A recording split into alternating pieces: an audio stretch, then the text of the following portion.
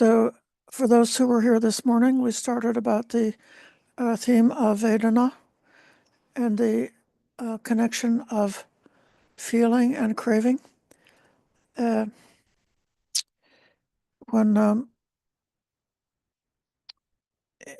in particular, craving and ignorance are two of the roots of dukkha, the forces that keep us going around in samsara through the round of rebirth. I had mentioned this morning the idea that when ignorance has been destroyed or taken away, then the connection between Vedana and Tanha, the connection of feeling triggering the arising of craving, is broken, utterly broken, so that a person is completely safe from that, and there would be no more forming of a karma leading to rebirth for one who's doesn't have that reaction. I mentioned this morning that there's a teaching. In fact, I remember hearing this back in 1980 at the Insight Meditation Society. I heard a very respectable Vipassana teacher saying that if a person wanted to escape from the round of samsara, they should practice mindfulness in order to break that linkage between Vedana and Tanha, between feeling and craving.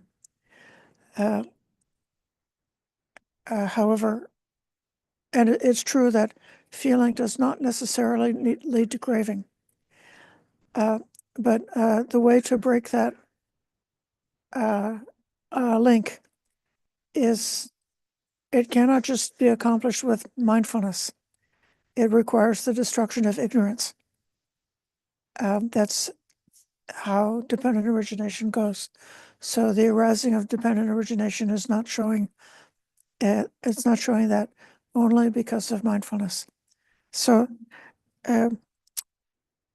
this will be something that may come out some more in the sutta that I chose for you today. I'm going to share it now. This is the sutta called the Arrow.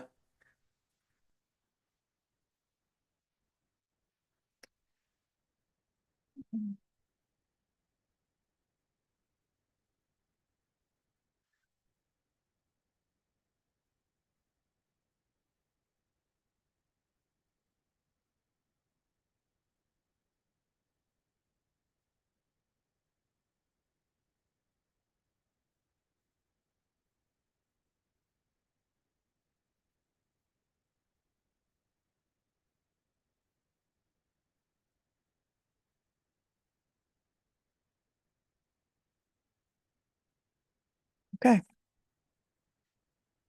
So here we go. Mendicants, an unlearned, ordinary person feels pleasant, painful, and neutral feelings. That's a person who's not yet obtained at least stream entry.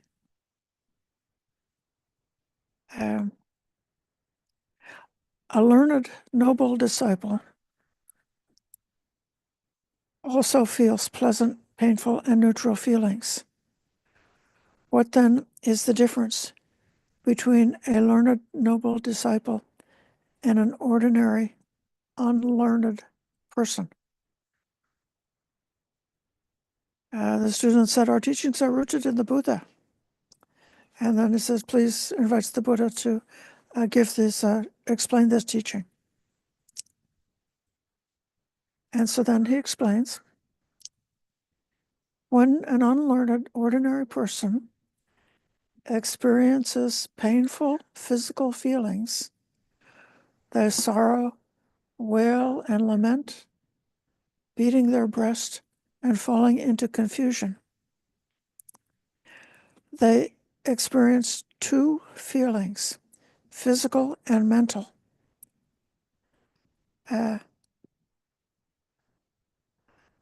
Kayika, that's with the material body, and then Chaitasika, it's translated here as mental. It's like a person who is struck with an arrow, only to be struck with a second arrow. That person experiences the feeling of two arrows. So in this example, the first painful feeling was something physical that struck the body, like illness or an injury or something else, physical nature. And then the second arrow is the mental distress and agitation that they add onto it.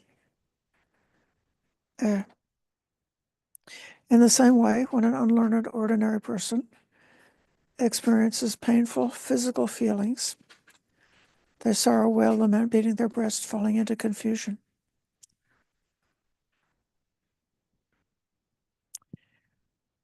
They experience those two feelings, physical and mental. When they're touched by the painful feeling, they resist. The underlying tendency for repulsion towards the painful feeling underlies that. And the word that's translated as a repulsion is this Pali word, patika. Patika is not exactly the same thing as hatred or aversion. It's more like intuitive than that. It might be close to what in psychology we could call disgust. If you see or smell something that's disgustive, then there's something that happens. It's so fast, it can happen like subconsciously in the mind, and can also happen in the body, that you get that wretched feeling like you want to throw up, or you feel a stomach ache or something just because of disgust. And then the disgust can also come up not only for things that are physically disgusting, but something that is morally disgusting is happening in the same part of the brain. So if you saw somebody behaving with a tremendous cruelty towards a child, or cruelty towards another person or something like that, you might have that same horrible, wretched feeling of disgust that's almost the same as if you came across a rotten fish or something like that. So they're kind of simple, but that's a patika. It's a little bit more simple than hatred. Okay. Now here's the other thing. This is such smart psychology. When touched by painful feeling, they look forward to enjoying sensual pleasures. Why is that? Because an unlearned ordinary person doesn't understand any escape from painful feeling apart from sensual pleasures. Since they look forward to enjoying sensual pleasures, the underlying tendency to greed for pleasant feeling underlies that. They don't truly understand feeling's origin, ending, gratification, drawback, and escape. The underlying tendency to ignorance about neutral feeling underlies that.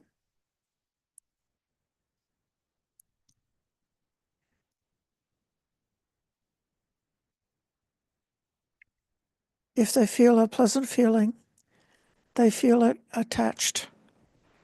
If they feel a painful feeling, they feel it attached.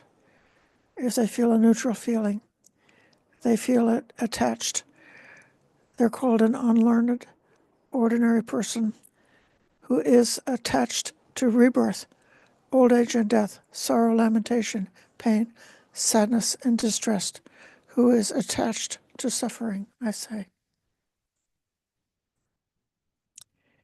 I would like to ask whether anybody can recall from their own experience or their observation of others that this is how ordinary people really react. Like if there's something that's stressful or painful or horrible, how often does a person look for some sensual pleasure? Have a cup of something sweet, have some ice cream, watch something entertaining, listen to some music in order to get away from the stress of encountering something painful.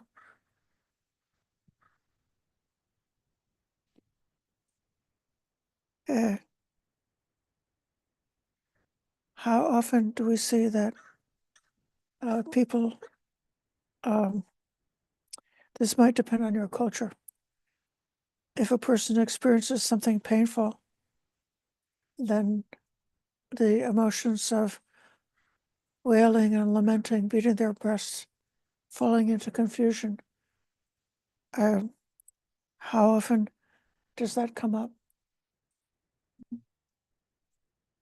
It could be that some cultures are more demonstrative, and the example is that that allows the painful feeling to trigger those kinds of reactions. And it might be that in some cultures, it's not really respected to display emotion in that way. And so in some cultures, like the children learn to swallow and to bury it. So if they experience something painful, instead of weeping and wailing, they just hold it in, which I'm not saying that there's anything wrong with learning self-restraint in that way, but it can also become difficult if it's not also having a mindfulness and acceptance, so that a person is able to experience painful feelings. I want to pause here and ask if there's any comments or questions so far.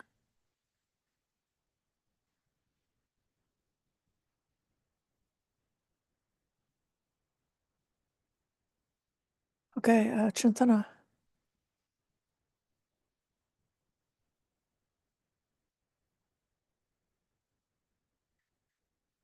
Okay, I have to do something to allow you to be able to unmute yourself. Okay, host tools. Okay. Again, I want to thank you for muting everybody so that we don't get people barging in. So I had a true or false question on a final last night, and I'm taking classes to become an alcohol and drug counselor. And one of the questions was true or false, that most people who use heroin actually began by having prescribed painkillers. And it was true. And to me, I just learned from Jiminy Cricket, and as a little kid, heroin, oh, those are people that live under a bridge, you know? And I thought it was relevant that, you know, we have big surgeries, we get put on pain medication, and some people can never get past going through the coming off of the pain medication. They can't get through that. And so they just increase until they're, you know, having to get it illegally. Wow, how powerful is that?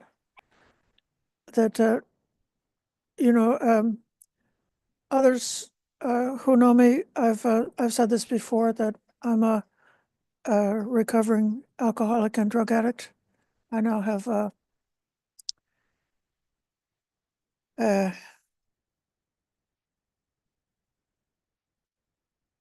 30 years of sobriety.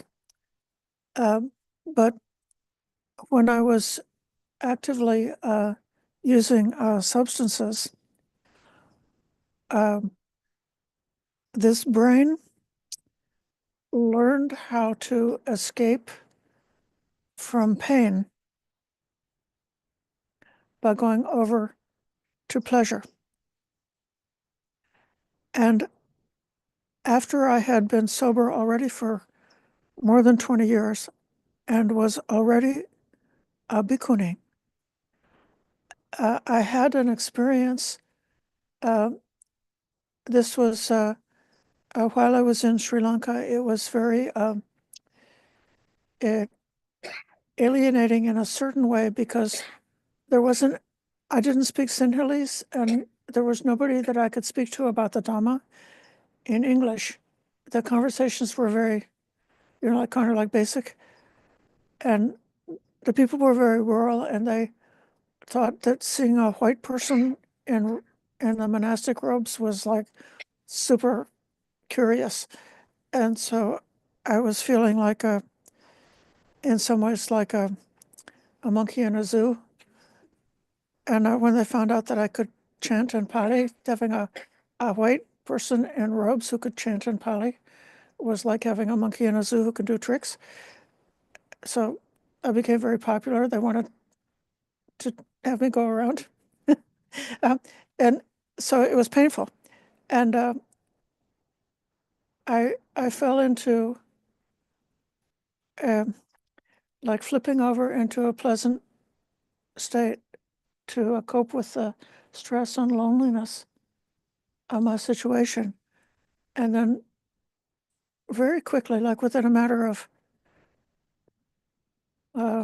within 2 weeks of having sort of like rediscovered this trick of going over to pleasure, I began to experience intense anxiety and all of the real mental illness that I'd had when I was a teenager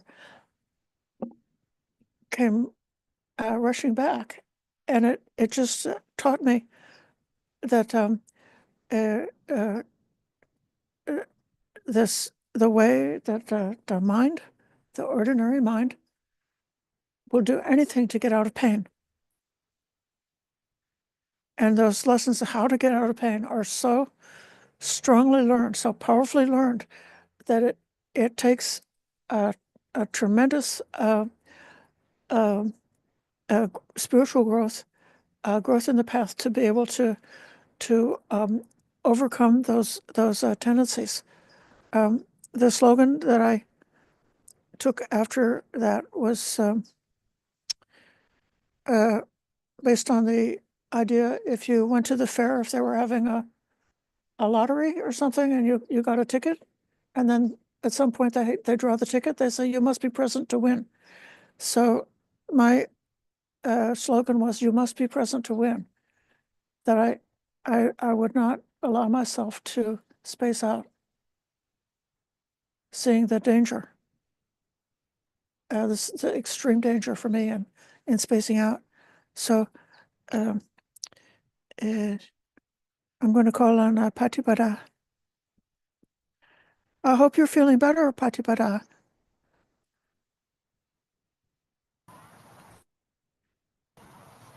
Hi, Aya. It's I'll just say that the symptoms persist, but this too will pass. With this illness, what you just experienced is what you just explained is my current experience. Some very deep sankharas about childhood trauma is arising through this illness and blending into, it's like these generational collected hooks of pain and suffering that is being triggered. So the body and mind, even though, because they're so intimately interconnected.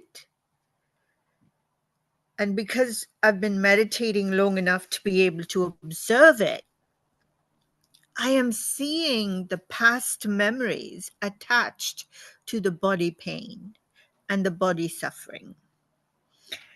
And recognizing that it's not pleasant or unpleasant, but it just is. It's memory, it's past. And the past is bleeding into the current illness. And they're two separate things, but the body is experiencing the suffering more intensely because of that. It's almost like putting a blue drop of dye in just mildly cloudy water and the whole thing gets blue. And that's how I'm experiencing this integration of the deep past memory of the pain and the suffering into the current illness. Mhm.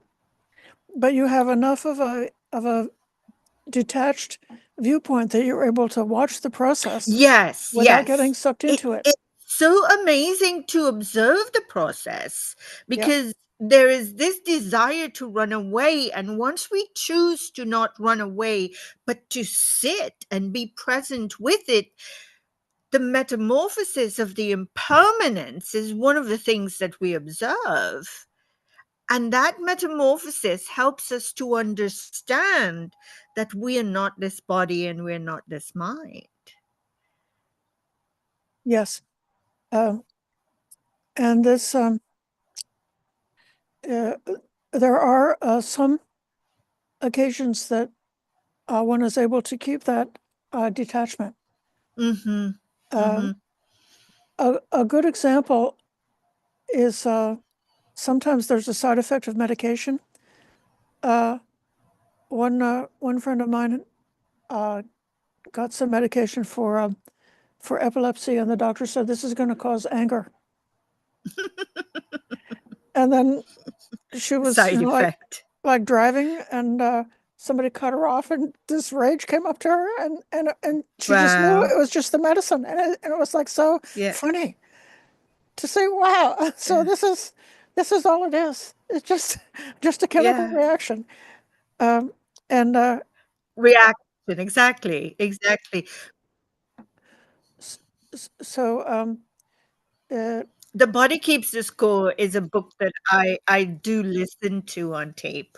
yeah, Someone put in the chat, The Body Keeps the Score is an interesting book. It explains the physical responses to the body when past memories arise. yeah. And the thing is, this body holds the memory of the entire human civilization. It isn't just this one lifetime. So to be able to recognize the intensity of things which arise Mhm. is something that we need to really try to be equanimous about. And it's the hardest thing to do. It's the most difficult thing to do, is my experience, to Now be equanimous. thank you. I want to come back to the sutta for a minute and see look at the specific advice that the Buddha offers, which is so there's this experiencing of the painful feeling. There's the arising of dukkha, like sorrow, wailing, and lamentation. That's part of the definition of dukkha. And we know that when that dukkha arises, it's not necessary that we want to like immediately suppress it, kill it, or get rid of it. But first we have to understand it. That's what the Buddha said regarding the first noble truth. Dukkha should be fully understood. And so, but then the second arrow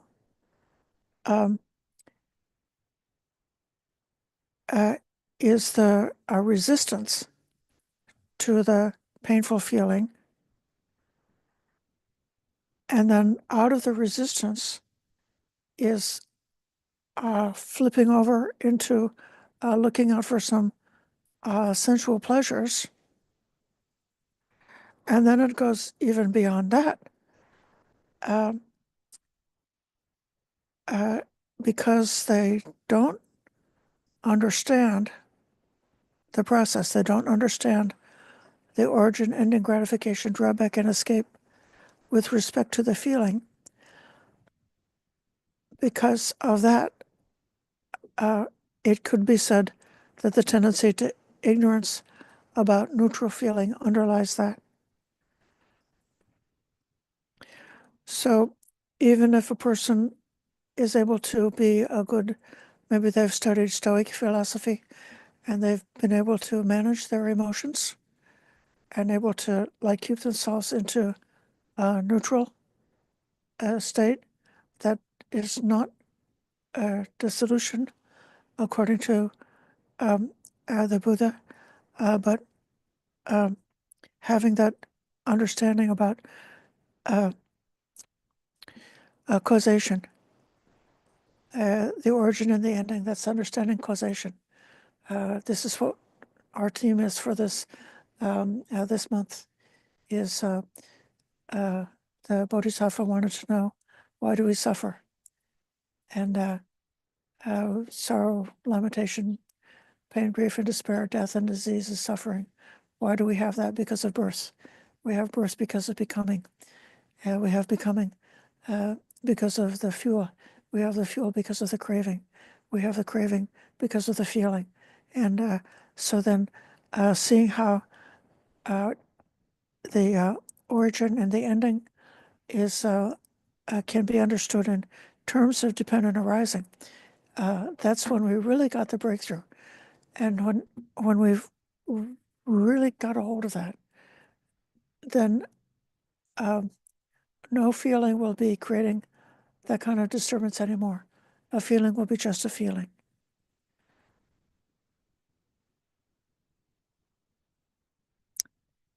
I'm going to go ahead to the noble disciple.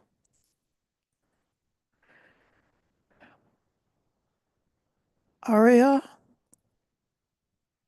Sallasutta. So if a person has obtained the breakthrough to stream entry, or even just the stream entry path, or if they're anywhere along the range of training from stream entry up to awakening, that's what's called a noble disciple. So when that state is realized, this is how it's going to be for them. When a learned noble disciple experiences painful physical feelings, they don't sorrow, wail, and lament, beat the breast, and fall into confusion.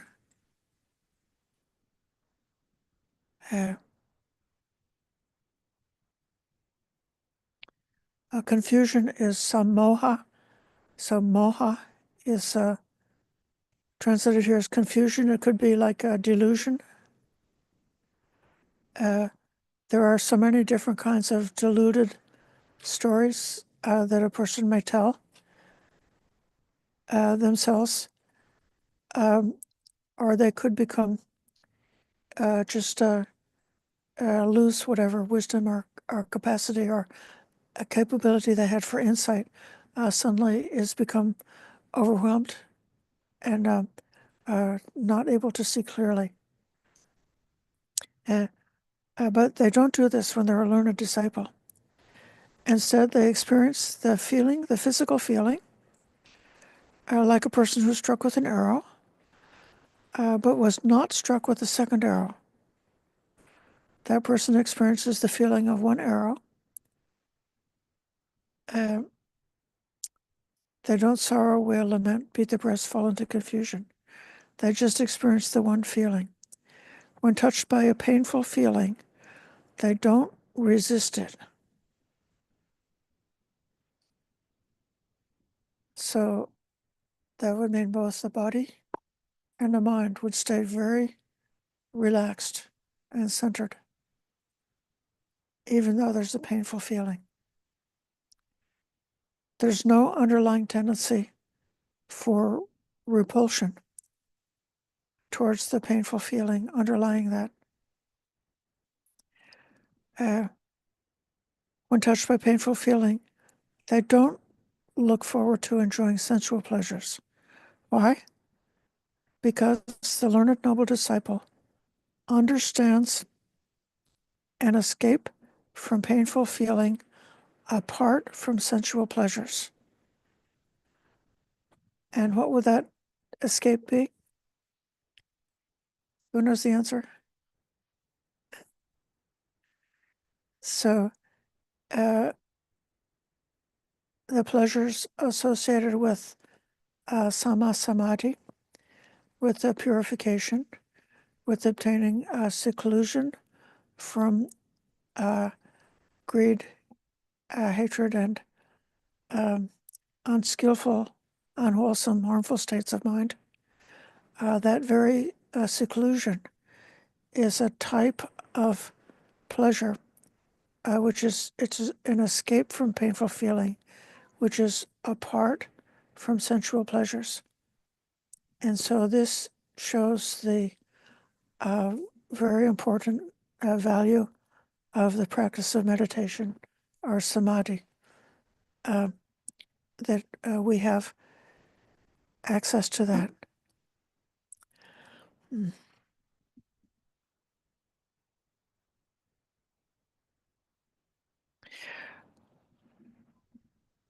There is a certain way that just mindfulness itself gives a bit of a respite or an escape from painful feeling apart from sensual pleasures, in the sense that if a person is mindful, they know that the painful feeling, because of knowing it's impermanent and because of seeing each moment in a balanced way, that the mind doesn't become obsessed and overwhelmed by a painful feeling, that there's like a lot of space around that painful feeling, space of neutral feeling, or space of emptiness around it. And if one is mindful, one is very much aware of impermanence. And so there's not like the panic of being trapped permanently in painful feeling, because you know about impermanence. I'll call in Richard.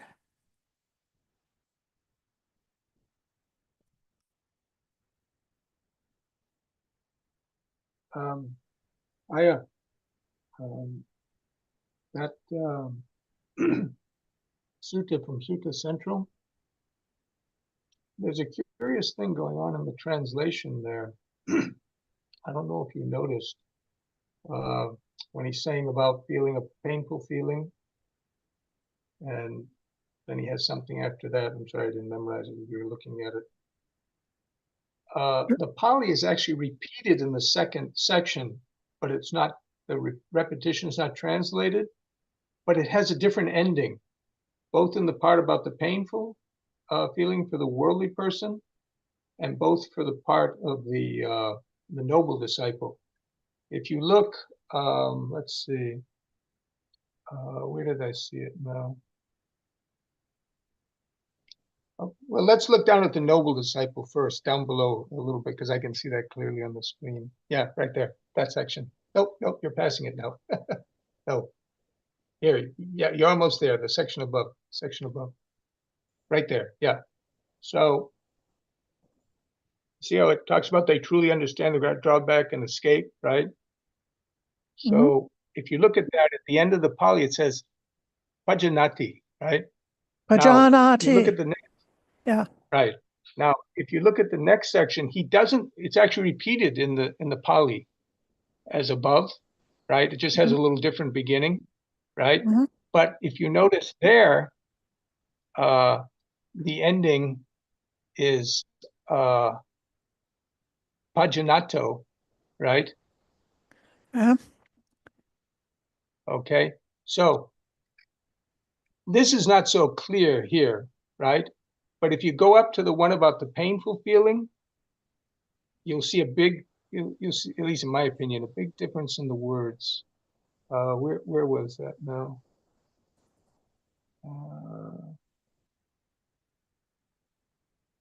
here. I think it's here. Is it here? Shoot. No, I can't see it.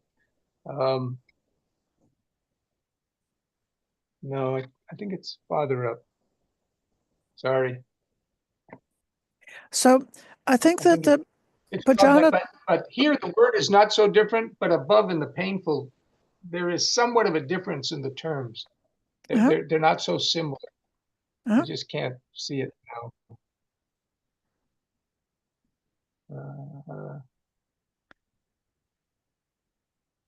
No, I think it was above that.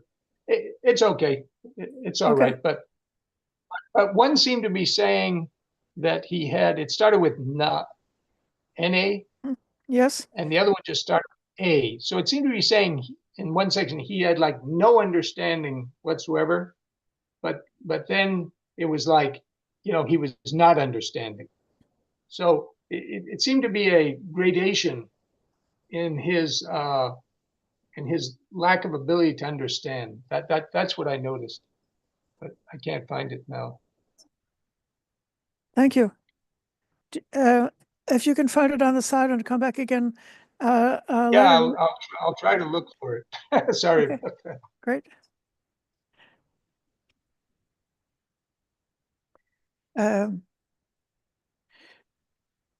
So this is the disciple experiences painful feeling. They don't sorrow, lament.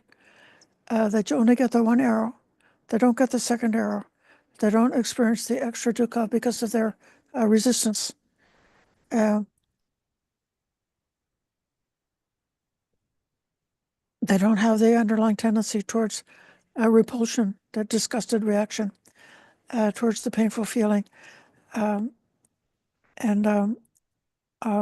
they don't have look forward to sensual pleasures because they have a different alternative. They understand there is an escape from painful feeling apart from sensual pleasures.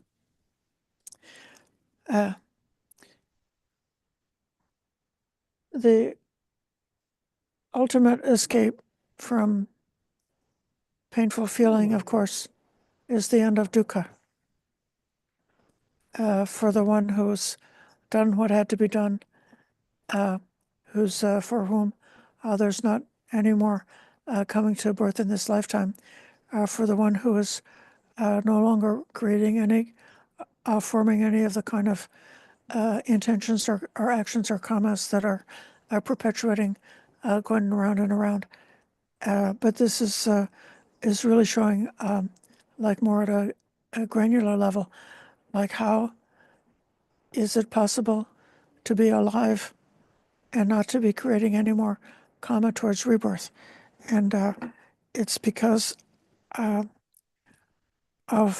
like this different response to feeling is one of the main differences between a person who's enlightened and one who's not enlightened.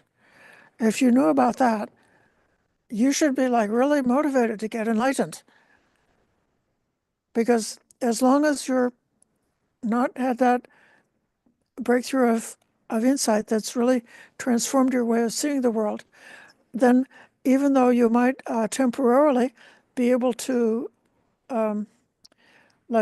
manage your emotions, then it could always come at some point of time because of, like as we were talking about, because of sickness or trauma or some kind of unusual situation. Something could happen that turns the apple cart over, and then the whole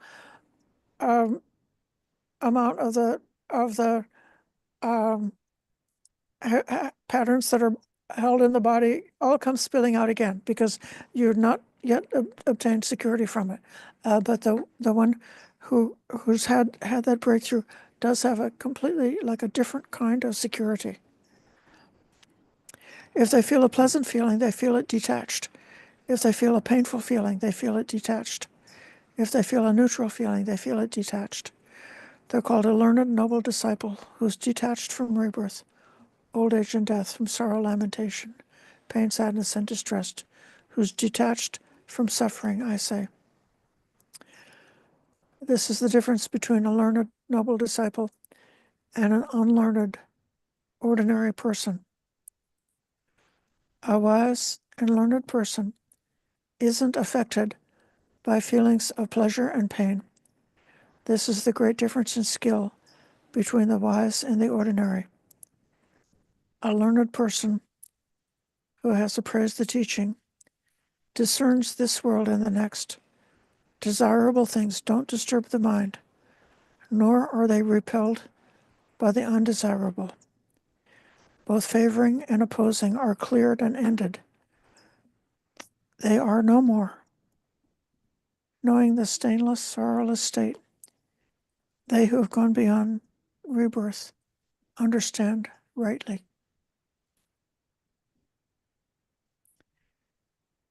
If you don't mind, I'd like to read you a couple of other famous, well-known passages from the suttas that are making the same point in different ways.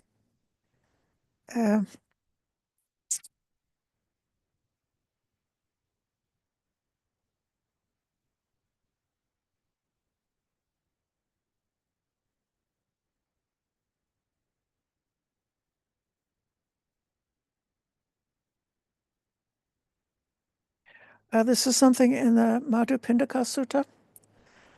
This is called the honey ball. And they want to know how the Buddha teaches in such a way that he's not getting in conflict with anyone. And the Buddha says, judgments driven by proliferating perceptions beset a person. But if they don't find anything worth approving, welcoming, or getting attached to in the source from which these arise, just this is the end of the underlying tendency to desire, repulsion, views, doubt, conceit, the desire to be reborn, and ignorance. This is the end of taking up the rod and the sword, the end of quarrels, arguments, and disputes, of accusations, divisive speech, and lies. And then a little bit further down, he speaks about vedanāI.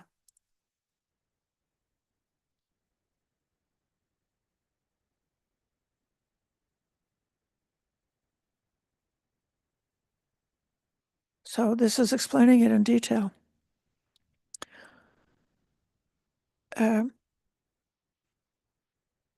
I consciousness arises dependent on the I and sights. The meeting of the three is contact. This is right here in your dependent origination. Contact is a condition for feeling. What you feel, you perceive.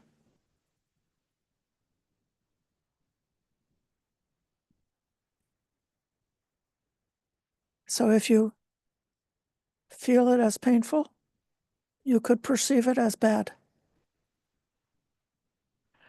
What you perceive, you think about. What you think about, you proliferate. What you proliferate is the source from which judgments driven by proliferating perceptions beset a person.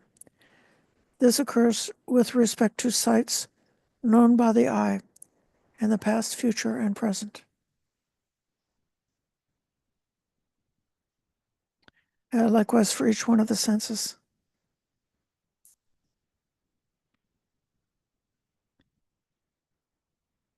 Where there is the eye, sight, and consciousness, it's possible to discover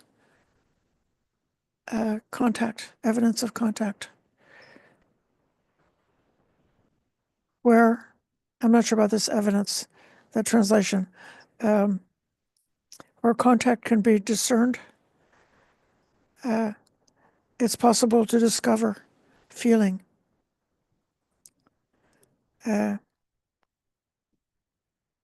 This is paññata. Okay, sensory impingement. Where there's evidence of feeling, one discovers perception. From perception, one discovers thought. From thought, than beset by judgments driven by proliferation. And so the same way for all of the five senses, and especially the mental sense.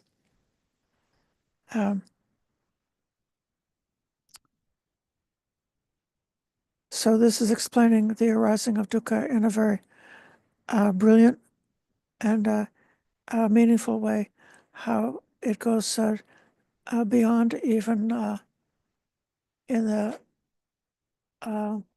sutta on the arrow. They were managing their pain by turning to pleasure.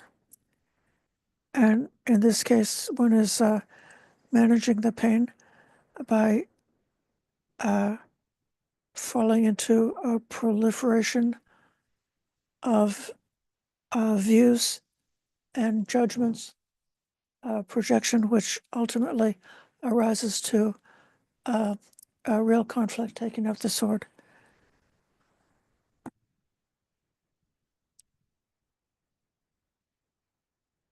I'm going to read one more short passage that is also very famous, that shows how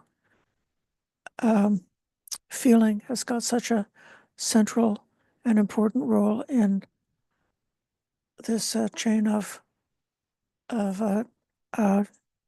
conditions leading to dukkha.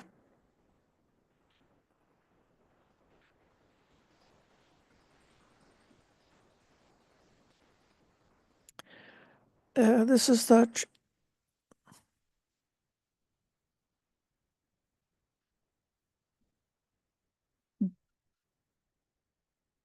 okay.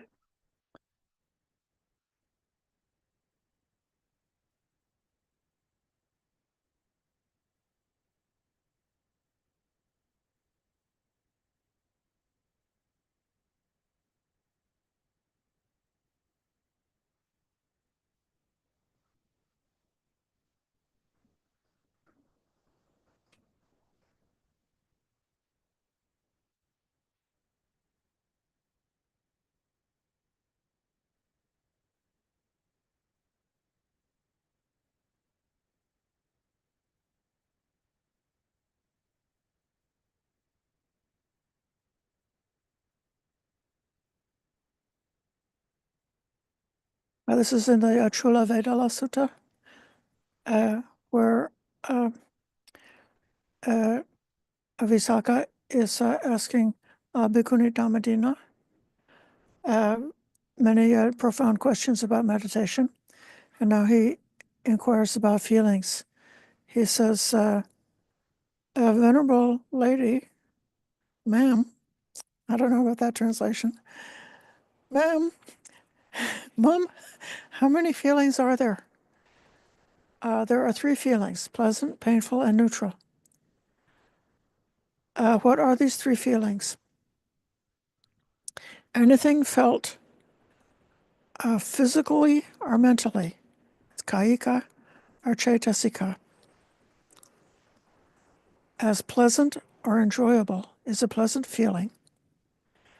Anything felt physically or mentally as painful or unpleasant, that's a painful feeling. Anything felt physically or mentally as neither pleasurable nor painful, that's a neutral feeling. Okay. What is pleasant and what is painful regarding each of these three feelings? A pleasant feeling is pleasant when it remains and painful when it perishes. Painful feeling is painful when it remains and pleasant when it perishes. A neutral feeling is pleasant in the presence of knowledge and painful in the presence of ignorance. So in that way, we can overcome the having a preference towards one kind of feeling or another kind of feeling, because the pleasant or unpleasant aspect of the feeling is not a permanent quality. It's something that's always changing because of the way that the feeling is always changing. What underlying tendencies underlie each of these three feelings? The underlying tendency for greed underlies pleasant. The underlying tendency for repulsion underlies painful. The underlying tendency for ignorance underlies neutral. But do these underlying tendencies always underlie these feelings? No, they do not. When do they not underlie? When one is enlightened.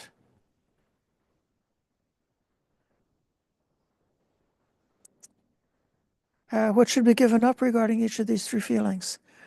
The underlying tendency to greed should be given up when it comes to pleasant feeling. The underlying tendency to repulsion should be given up when it comes to painful feeling. The underlying tendency to ignorance should be given up when it comes to neutral feeling. Should these underlying tendencies be given up regarding all instances of these feelings? And he says, no, not in all instances. Take a mendicant who, quite secluded from sense pleasures, secluded from unskillful qualities, enters and remains in the first absorption, the first jhana, which has the rapture and bliss born of seclusion, while placing the mind and keeping it connected. With this, they give up greed. The underlying tendency to greed does not lie within that. And take a mendicant who reflects. So this is like a noble, pleasant feeling that you don't need to be scared of. Then take a mendicant who reflects, oh, when will I enter and remain in the same dimension that the noble ones enter and remain in today? Nursing such a longing for the supreme liberation gives rise to sadness due to longing.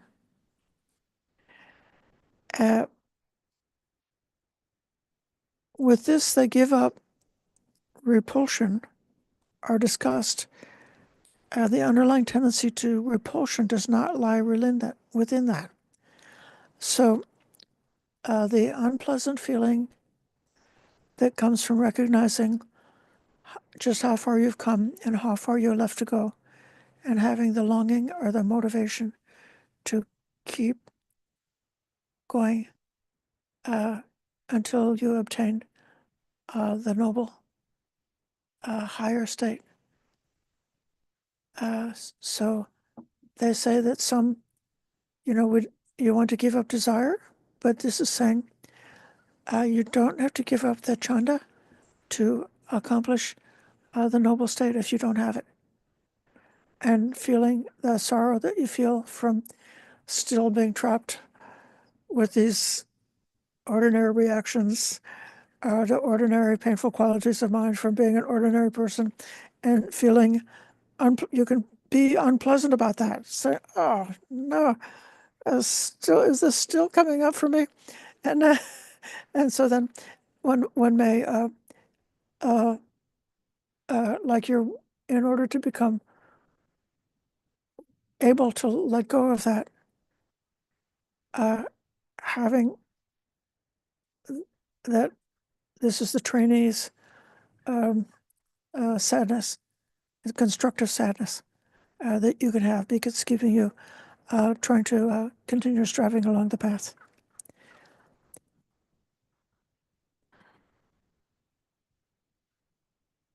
And then here's a mendicant who's given up pleasure and pain, and ending the former happiness and sadness, enters and remains in the fourth jhana, which is without pleasure and pain, and has pure equanimity and mindfulness. With this, they give up ignorance, and the underlying tendency to ignorance does not lie within that. So in the fourth jhana, this powerful combination of the perfection of equanimity and the perfection of mindfulness. So there's great, it's almost, this is a compound word, upekkha sati parisuddhi. equanimity, mindfulness, purity, or equanimity, mindfulness, purification. And so some teachers think that the sati becomes very strong because of having the perfection of equanimity. Because you're so equanimous, you're able to look at anything. There's nothing that you want to avoid. Your thought, your attention is able to go in every direction without skipping anything or preferring one thing over another, having any kind of biases at all because of that equanimity. And that's what creates the perfection of the mindfulness. Then the more conventional translation is just that there are these two things, like, the two horses pulling the carriage, the equanimity and the mindfulness are just going along together. But got this great clarity, and one can then remain in that state beyond pleasure and pain, that very neutral state, and without zoning out or becoming comatose or becoming blank and without falling into a dark state, but instead having the mindfulness be completely bright.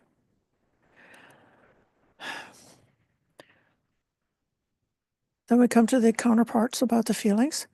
A counterpart can be something that is an opposite of something else, or something that's a basis of something else. What is the counterpart of pleasant feeling? Painful feeling. So this is saying those are the two sides of the same coin. And if you're caught up in those opposites, then when the pleasant feeling disappears, it becomes painful. When the painful feeling disappears, it becomes pleasant. So those things are like mutually like interdependent on each other. Then the counterpart of painful feeling is pleasant feeling. The counterpart of neutral feeling is ignorance. And in this case, it's more like causation. A person can have neutral feeling because they're just dumb as a rock and they could care less. So, or they never thought about it. And so they could be kind of just like placid, or like a cow or something, just, eating grass. And it's all kind of neutral. So that's a neutral feeling based on ignorance. And then what's the counterpart of ignorance is knowledge. Now, this is getting into a kind of a causation thing. And I believe quite strongly, this is just my personal idea, that the Bodhisattva at a certain stage wanted to know the cause of dukkha and how and where and the escape from dukkha.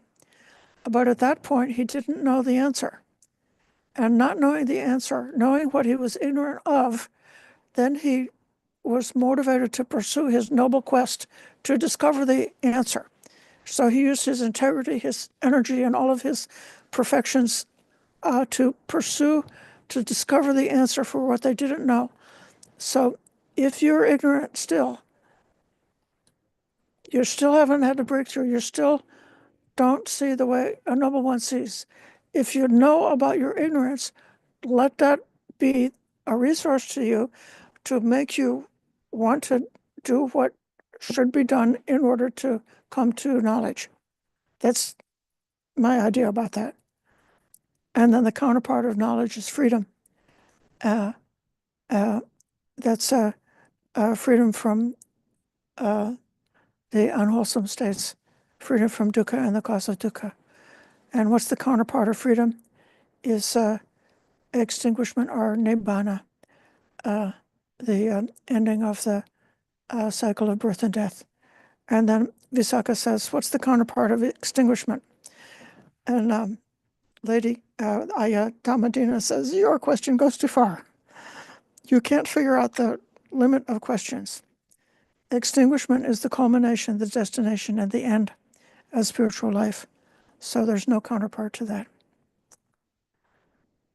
So these two suttas that I pointed to, the honey ball and the Chula Vedala Sutta, are two of the profound, meaningful, and justifiably famous suttas in the middle length discourses.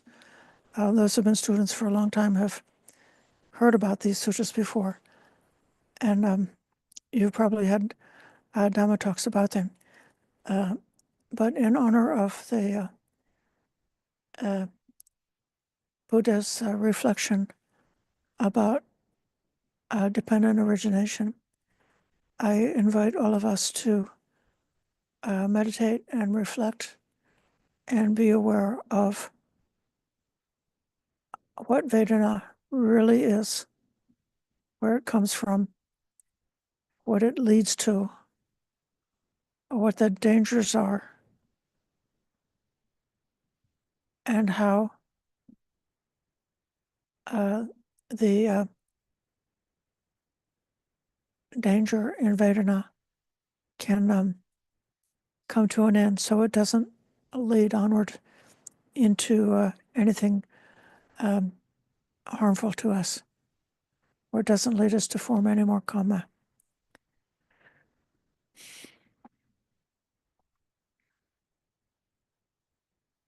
Inviting your comments or questions.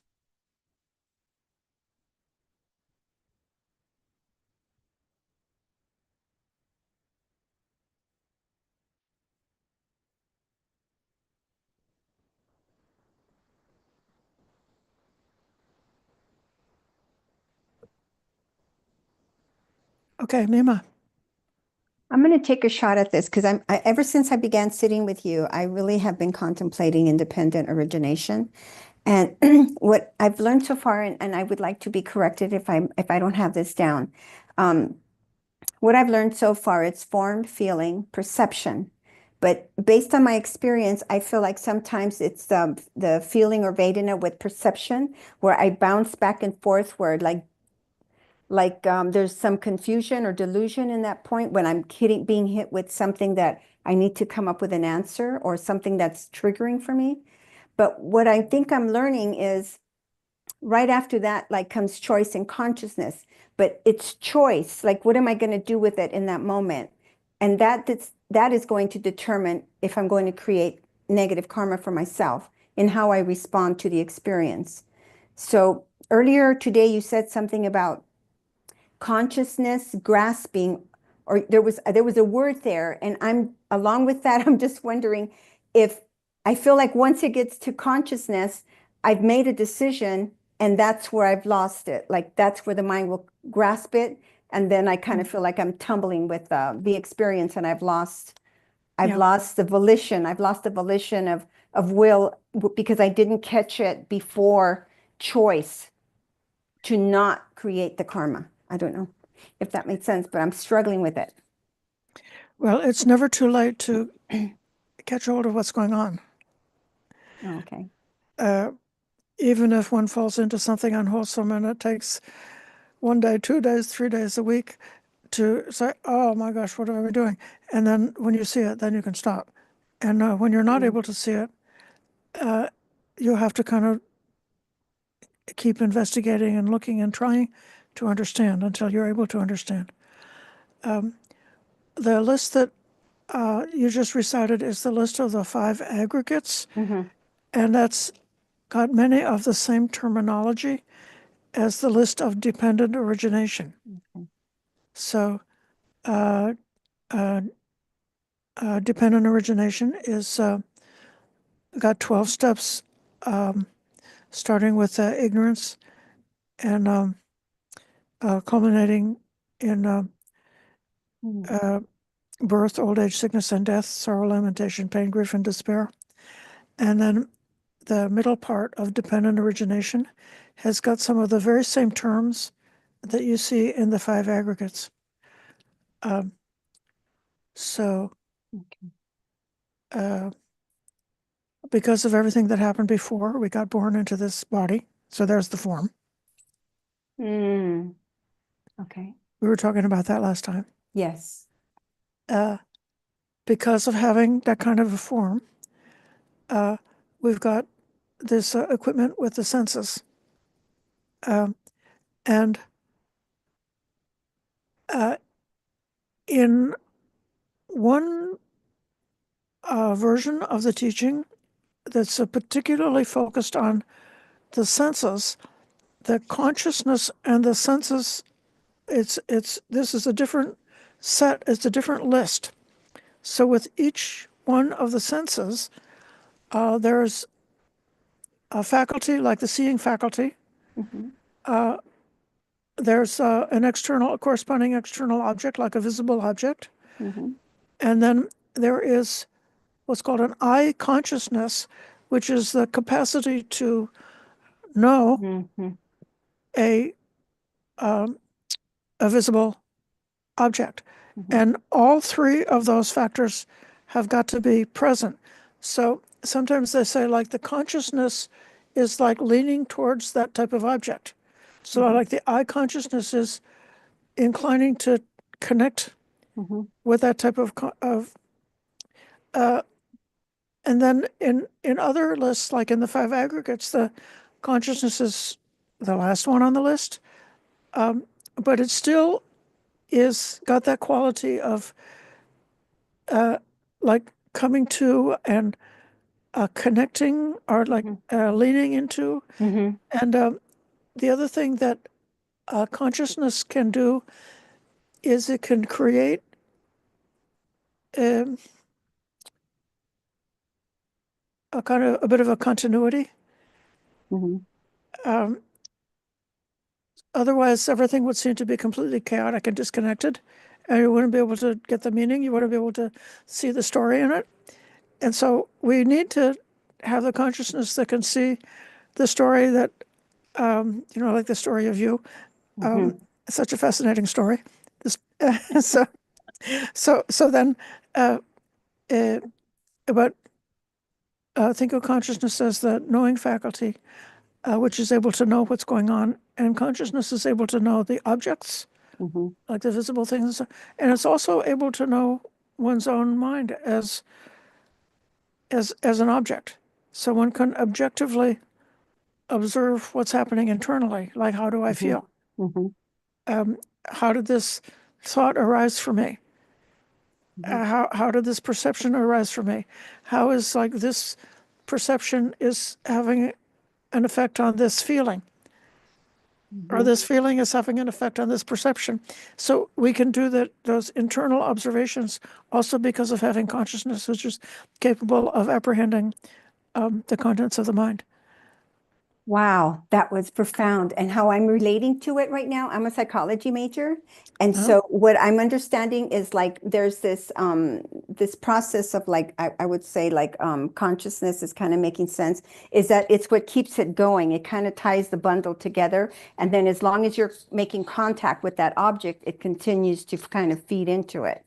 So it's kind of the way the mind fires. It fires in order to perceive and be able to draw conclusions.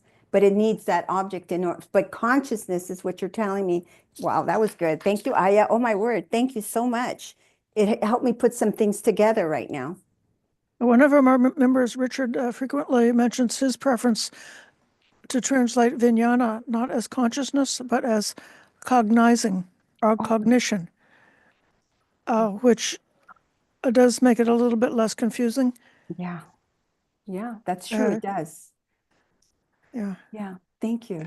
Thank You're you, welcome.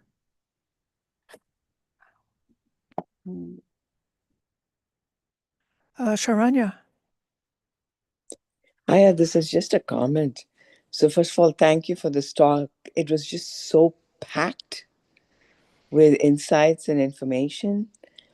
And I was just thinking that your mindfulness has to be pretty sharp to be able to spot it. Like, for instance, recognizing how maybe something is pleasant while it's pleasant, and then when it changes, it starts to get unpleasant. Most of us, I think, don't make those dots, don't connect it, right? Or that ignorance of a neutral feeling is what is painful. I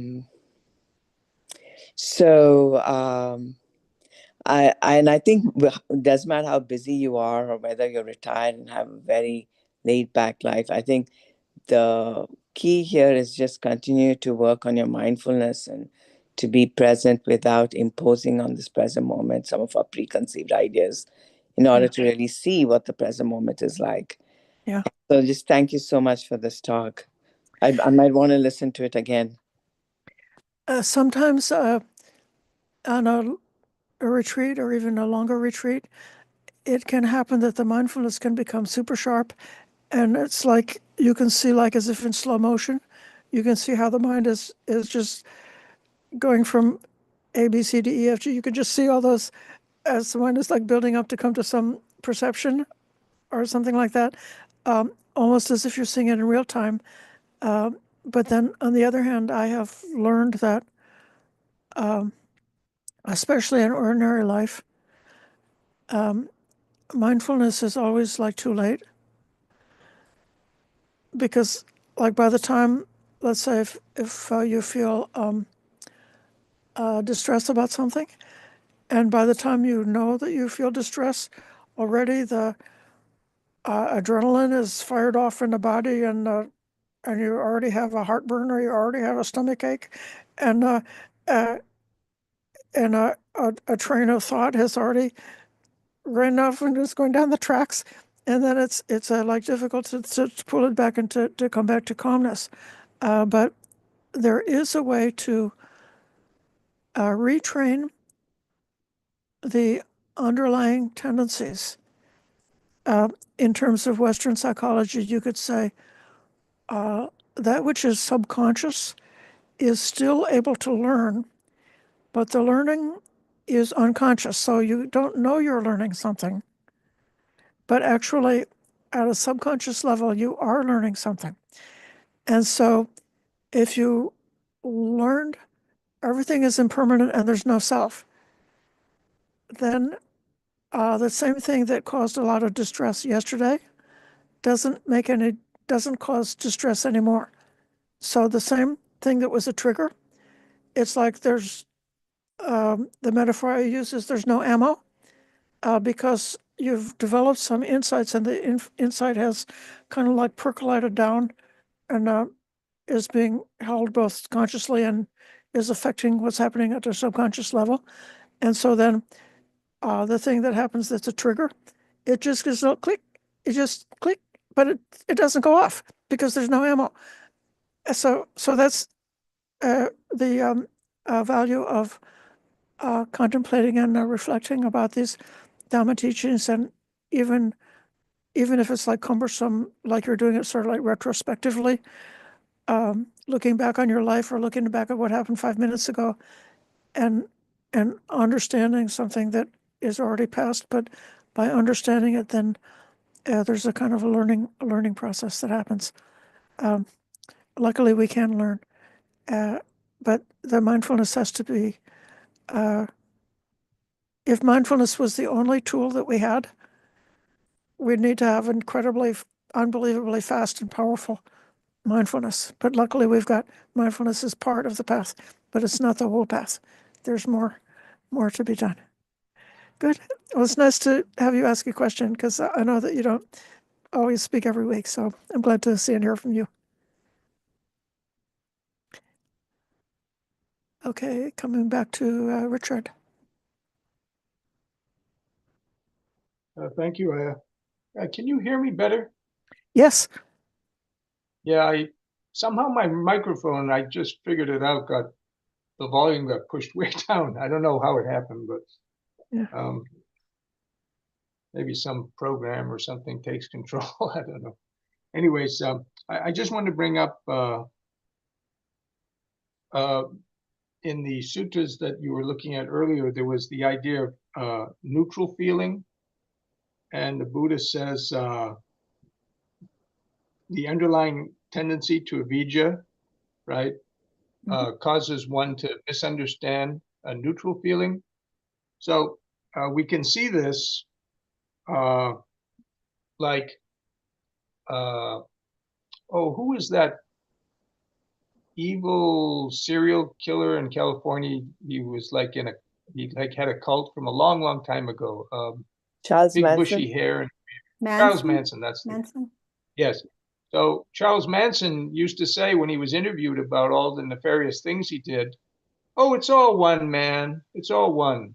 So that's that idea of like, just come to this seemingly neutral position, it doesn't matter, pleasure or pain, murder or, helping some, whatever, it's all, and so that's what can happen if you just focus on neutrality without the idea of transcending, without the idea of going past avijja to vijja. All right. And also you might just think in terms of just zoning out. Some people just retire from the world and go live like maybe in a cabin in the woods or something. You know what I mean? But they're not really aspiring to break the underlying tendencies, right? That lead one, to want to participate in the world like that. So, anyways, I just thought I'd make that point. As far as that other sutta was concerned, I did find the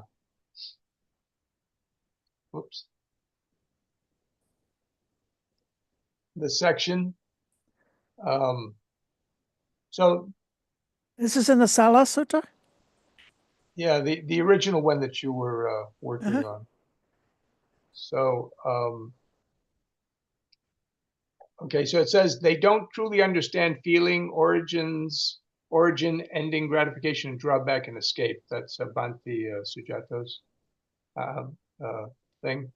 And so if you see the last word in that section, Napajanati. Yeah. Right, napajanati.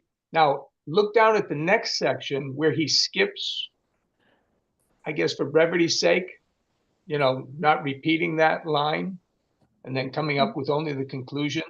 But in the next section it says, right. So they're very similar, just like the other two we were looking at in the for the noble disciple. But I think na is kind of like no, you know what I mean? Whereas is like non or not. So I'm not sure if maybe the N just got dropped off accidentally over time, in the second one, or if it's just a technical point, or if they were really wanted to show some slight, Buddha wanted to show some slight variation or something in the meaning. I don't know. I'm just curious what you thought about it, or if you think it's significant or not. The apajanato is a noun form, and it would mean like someone who possesses a certain characteristic. So, and I'm actually not quite seeing that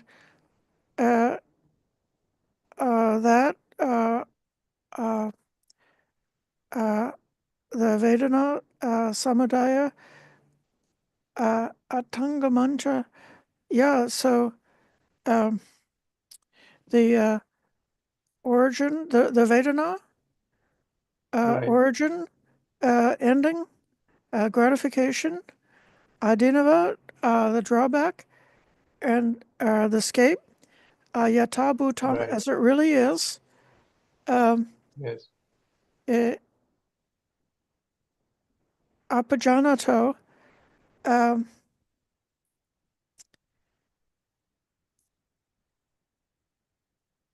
it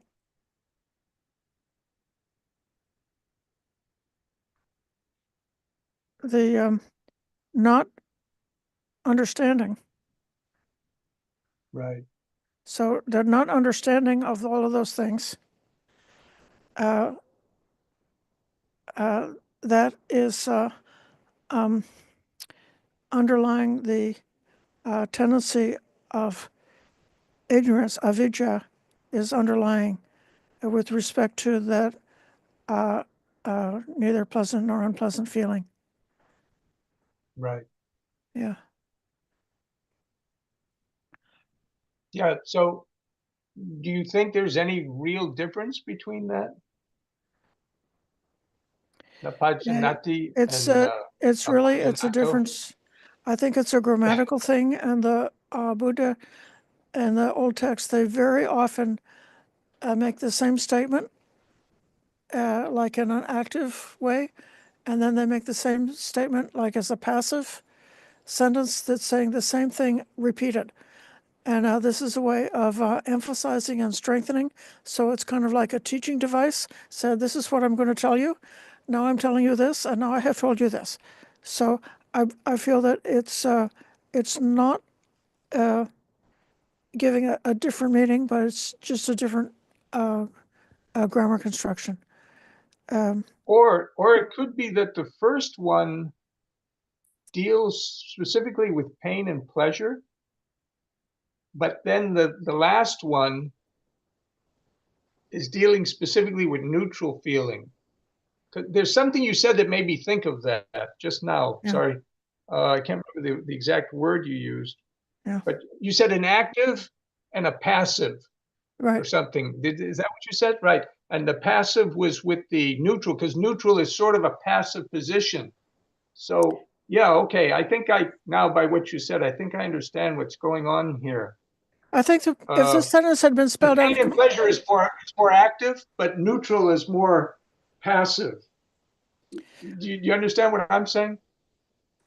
I think that this second sentence, if it wanted to be word for word, it would be the underlying tendency to ignorance about neutral feelings underlies not truly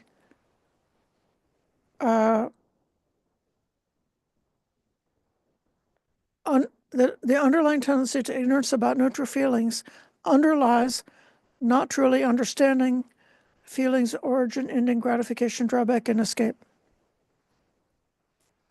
So this whole Right. phrase. If you look at the line before that, since Yeah. they look forward to enjoying sensual pleasures, Right. the underlying tendency for greed, and then he says that next sentence, they don't Right. truly understand Yeah. those things. But then the next sentence, like I said, you said it's more passive, Right. because neutrality is more passive, but he throws that, but they also don't understand, Right. neutrality based on avidya. You know what I mean? Based on that you can't just say, well, okay, well, maybe I'll just like I was saying earlier, it's all one, or zoning out or something like that. Maybe that'll solve the problem, right? He's saying, no, you have to understand the Four Noble Truths, in a sense, right?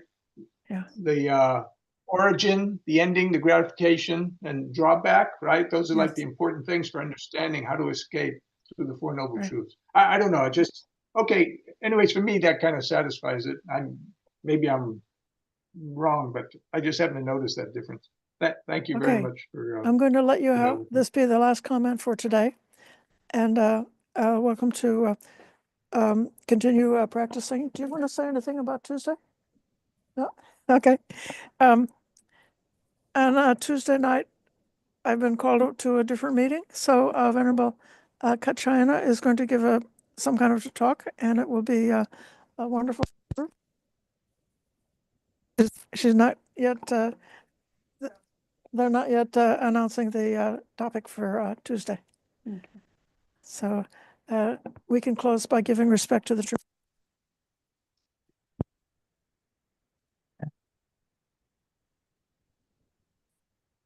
Araham Samma Sambuddha Bhagava Buddhang Bhagavantang Abhivademi Sabakato Bhagavata Dhammo Dhamman Namasami Subhatipanno Bhagavato Savakasanyo Sanghang Namami